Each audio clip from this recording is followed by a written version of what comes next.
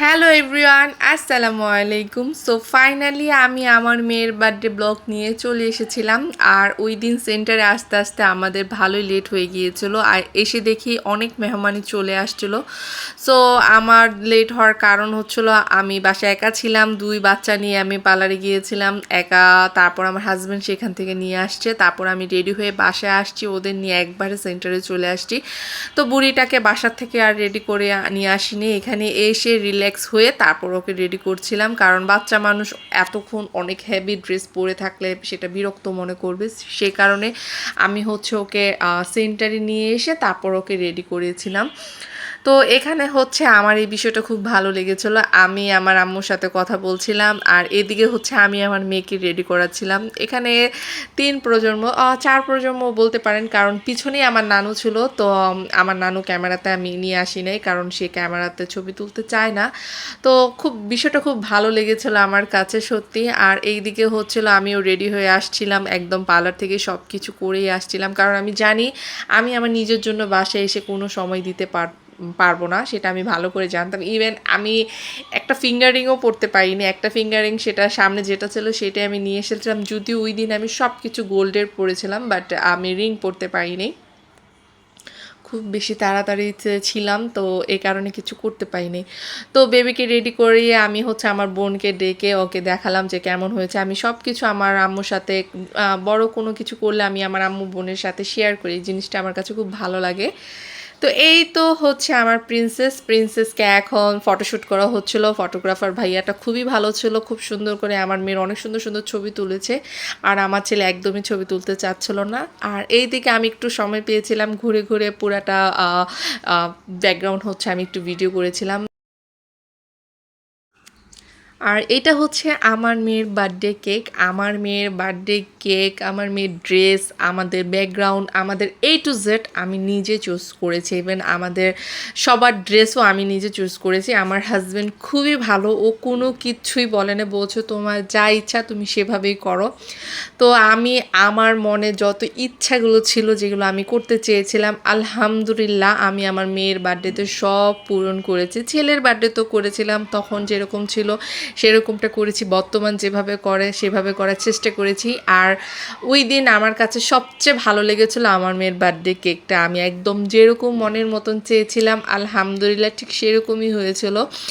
তো এইদিকে হচ্ছে আমাদের ফুল ফ্যামিলি, আমার না আমার শ্বশুরবাড়ি এবং রিলেটিভে যারা ছিল তাদের বাচ্চা টাচ্চা নিয়ে হচ্ছে আমরা একটা ছবি তুলেছিলাম গ্রুপভাবে। একটু পরে হচ্ছে আমরা কেক কাট করব, আর আমার বাবুকে কুলে নিয়ে রেখেছিল ওর বাবা। এইদিকে হচ্ছিল আমার ছেলে দাঁড়িয়ে আছিল। ওই দিন আরাফ একটু অসুস্থ ছিল, তাই ওর মনটা বেশি ভালো ছিল না। তো এখন হচ্ছে আমরা কেক কাট করব। তারপর হচ্ছে আনাবিয়া তো ওই দিন কেক কাটা মানে হঠাৎ করে এইসব জিনিস, বাচ্চারা 1 বছরের বাচ্চা জন্মদিন করলে এই প্রবলেমটা অবশ্যই হয়। ওই খুব ভয় পেয়ে গিয়েছিল যখন সবাই একসাথে হ্যাপি বার্থডে টু ইউ বলেছিল, তো একদম ভয়ে চিৎকারে লাল হয়ে গিয়েছিল। তো ফার্স্টে আমি একটু ওকে খাওয়াচ্ছিলাম, তারপর বাচ্চারা তো এই দিকে শুরু করে দিয়েছিল হাত দিয়ে নিজে কেক খাওয়ার। তো আমি সবাইকে বলছি যে হ্যাঁ আমি তোমাদের সবাইকে কেক দিব, একটু ওয়েট করো, সবাইকে বলছিলাম। তো এক রেস্টুরেন্ট বা বাহিরে করলে একটা জিনিস যেটা ভালো হয়, মানে কোনো কিছু নিয়ে টেনশন করতে হয় না। তো এই জিনিসটা আমার খুবই ভালো লেগেছিলো, যদিও এটা আমি ফার্স্ট টাইম করেছিলাম আমাদের মানে একদমই সবার একদম ফার্স্ট টাইম, আমরাই ফার্স্ট টাইম করেছিলাম রেস্টুরেন্টে, মানে পার্টি সেন্টারে আমার মেয়ের বার্থডেটা। আর ওই দিন অনেক গরম ছিল, আমি যদি বাসায় করতাম জানি না যে কি হইতো। তো আলহামদুলিল্লাহ সব কিছু পারফেক্ট ছিল, একদম আমি যেরকম ড্রিমস করেছিলাম আমার মেয়ের বার্থডে নিয়ে আলহামদুলিল্লাহ সেরকমই হয়েছিল। তো এইদিকে হচ্ছে আমি কেকটা নিয়ে হচ্ছে ভাইয়াদের কাছে দিয়ে দেব, কারণ তারা যখন খাবার সার্ভ করবে এটা তার সাথে সাথে দিয়ে দিবে, ওইটা করলে বেস্ট হয়েছিল। এইভাবে হাতে হাতে দিলে দেখা যায় জিনিসটা সব বাচ্চারা হাতে রাখতে পারবে না, ফালিয়ে দিবে, জিনিসটা খারাপ দেখা যাবে। তো এইদিকে হচ্ছে সবাই একটু ফটোশ্যুট করছিল। এখানে বাচ্চারা, যেহেতু বাচ্চাদের বার্থডে, বাচ্চারা একটু খেলাধুলো করছিল। আর এগুলো হচ্ছে আমার ছেলের ফ্রেন্ড, বেস্ট ফ্রেন্ড বলতে পারেন, এটা হচ্ছে আমার ছেলের বেস্ট ফ্রেন্ড। এখন কিন্তু বার্থডেতে গিফট দেখা যায় না, কিন্তু আমি ওই দিন গিফট দেখে সত্যি অনেক বেশি খুশি হয়ে গিয়েছিলাম। তো ফাইনালি এখন হচ্ছে সবাইকে খাবার সার্ভ করছিল। রাত ওই ভালোই রাত হয়েছিল, আর আমাদের বাসার সবাই যেহেতু নারায়ণগঞ্জ আবার চলে যাবে, তো একটু তাড়াতাড়ি করেছিলাম। আর বাচ্চারা একটু অনেকক্ষণ এসেছে, খেলাধুলা করেছে, সো একটু তাড়াতাড়ি খাবারটা দিয়ে দিয়েছিল। তো এখন হচ্ছে সবাই খাবার প্রস্তুতি নিচ্ছে, খাবার খাওয়ার। তো আমি একটু ঘুরে ঘুরে সবার ভিডিওগুলো করছিলাম, একটু হাতে সময় পেয়েছিলাম। যখনই হাতে একটু সময় পেয়েছিলাম তখনই একটু ব্লগ করার ট্রাই করেছি।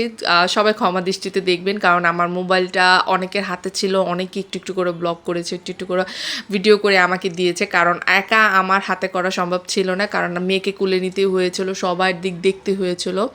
তো দেখা যায় যার হাতে মোবাইলটা ছিল সে তো আর জানে না ব্লগ কিভাবে করতে হয়, ভিডিও কিভাবে বানাতে হয়, একটু ক্যামেরা লাড়াচাড়া হয়েছে, সো এগুলো ক্ষমা দৃষ্টিতে দেখবেন। ভিডিওটা যদি ভালো লাগে অবশ্যই আমার চ্যানেলটাকে সাবস্ক্রাইব করবেন, এবং ফেসবুকটা দেখলে অবশ্যই আমার পেজটাকে ফলো করে পাশে থাকবেন। আর দুইটা যদি আপনি অলরেডি করে থাকেন আপনাকে অসংখ্য ধন্যবাদ।